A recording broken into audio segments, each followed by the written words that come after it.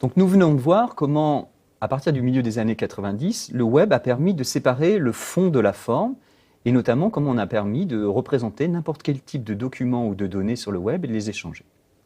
On va maintenant voir qu'on va aller un cran plus loin et qu'on va s'intéresser à parler sur le web de plus uniquement des ressources que nous avons sur le web, mais de toutes les ressources qui peuvent exister dans le monde. Vous êtes familier avec ces adresses web que l'on rentre dans notre navigateur www.inria.fr et qui vous permettent notamment d'identifier un site web ou une page web, d'y accéder, de le visualiser et de commencer votre navigation à partir de là. Mais si on regarde autour de nous, si vous regardez dans un abribus ou même dans les centres commerciaux, sur les publicités, on a de plus en plus de petits codes qu'on appelle des QR codes qui, si vous les utilisez à travers votre navigateur sur votre téléphone, vous permettent d'accéder au web directement, puisque la plupart de ces QR codes enregistrent en fait des adresses web. Or, ce que l'on voit à travers ces QR codes, c'est que le web échappe complètement au réseau informatique. Le web est en train de se coller sur tous les objets autour de nous, et de façon très simple, par exemple, à travers ces petits QR codes, nous identifions plein d'objets sur le web.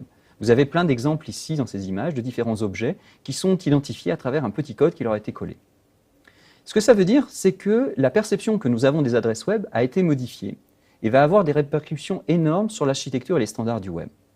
En effet, on est en train de passer de cette notion d'URL, Uniform Resource Locator, qui permettait d'identifier ce qui existe sur le web, à la notion d'URI, Uniform Resource Identifier, c'est-à-dire d'identifier sur le web ce qui existe par ailleurs. Une voiture, une chaise, n'importe quoi.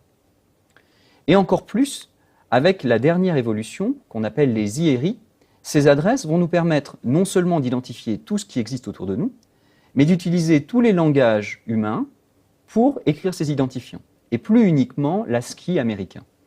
On pourra ainsi écrire des identifiants pour une chaise en utilisant de l'arabe, du chinois, n'importe quel langage. Ce qui n'a pas changé au cours de ces évolutions, c'est le R, c'est-à-dire la notion de ressource. Cette notion de ressource, en fait, elle est extrêmement large sur le web et elle ne se limite pas aux pages ou aux images ou aux vidéos que l'on peut avoir sur le web. On va appeler ressource tout élément que l'on peut identifier et notamment que l'on peut identifier à travers un URI. Je peux donner un URI à ma voiture, je peux donner un URI à une page web, je peux donner un URI à ma sœur, je peux donner un URI à un bâtiment, à un lieu, à une coordonnée géographique, n'importe quoi. Je peux donc identifier n'importe quoi avec ce système, et à partir de ces identifiants, je peux donc parler de n'importe quoi sur le web.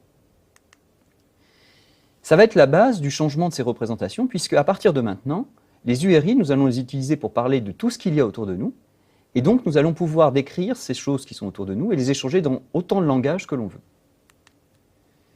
Il y a un type d'URI qui est particulier, que l'on appelle les espaces de nommage. Ce type est un peu abstrait. Il permet d'identifier ce que l'on appelle un vocabulaire ou un espace de nommage, c'est-à-dire un espace dans lequel on a regroupé des noms que l'on va utiliser, par exemple, pour décrire nos données. Par exemple, à l'INRIA, on parle de compilation, on parle de langage de programmation, on parle de réseau, et je peux rassembler tout ce vocabulaire dans un espace abstrait sur le web que j'appelle un espace de nommage, afin d'y faire référence par la suite et d'organiser mes données avec ce vocabulaire. On va donner un identifiant à cet espace de nommage, à ce vocabulaire qu'on réutilisera, et on va appeler cet ensemble de mots un espace de nommage.